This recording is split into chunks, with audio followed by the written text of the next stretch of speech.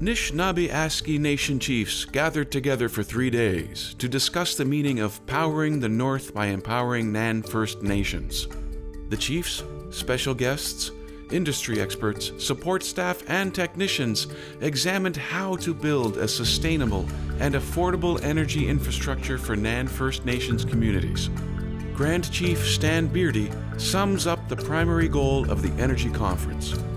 When chiefs talk about their survival, when chiefs talk about future for their generations, their children and grandchildren, that they need to have a plan devised by themselves to say this is the plan.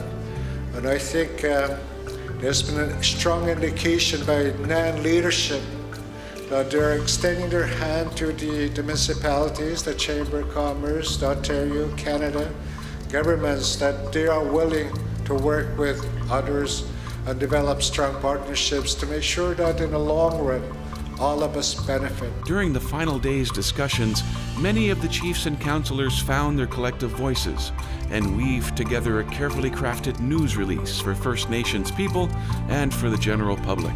The primary message is that NAN chiefs call for all NAN communities to be connected to the Ontario power grid.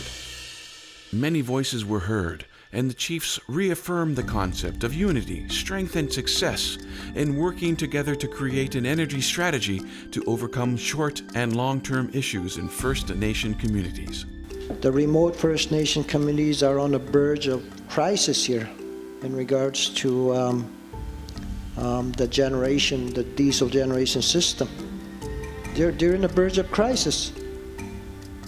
Like everybody knows, the winter road season gets shorter and shorter every year. We need access to our traditional territories, the lands.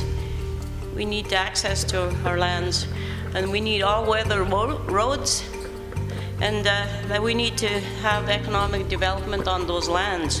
And First Nations should have a share of resources so we can particularly participate in the energy development. It's time that the First Nations let it be known that we no longer accept the status quo. Many communities cannot afford the staggering Independent Power Authority's annual estimated cost of more than $9 million for diesel fuel to help power homes and schools. An immediate and long-term change is required. We've heard people say that this country of ours is our land, and that we're landlords of this country as First Nations people.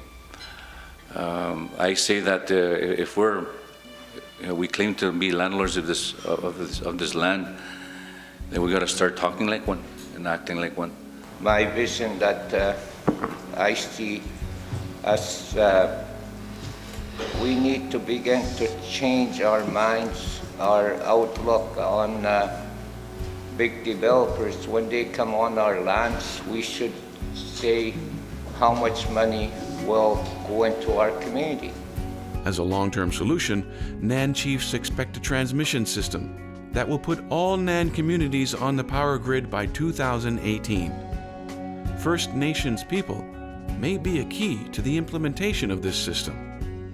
We have the capacity, the human resources, the intellects in our communities, like Five Nations Energy, like the Chiltons, the McLeods, that know, that understand the whole process.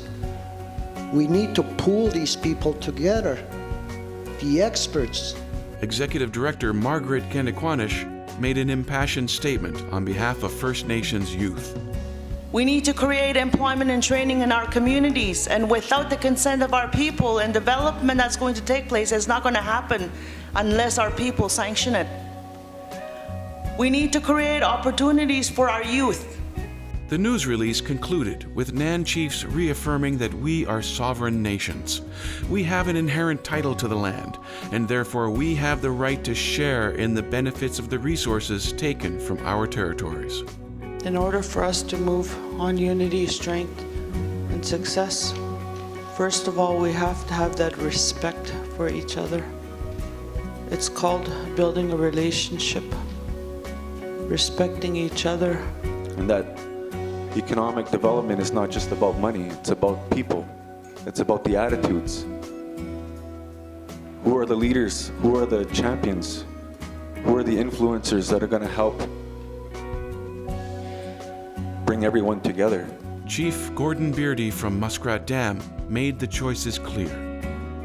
I just want to say that we have a huge potential for disaster or huge potential for success, depending on if we're going to make tough decision today. We have to make a decision. We keep putting it off.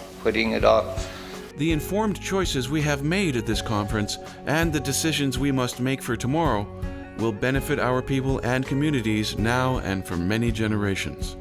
Chief Connie Gray McKay's closing prayer puts all of our efforts into perspective. Today we talked about last 3 days of physical light, but the spiritual light is even more important because that's eternal.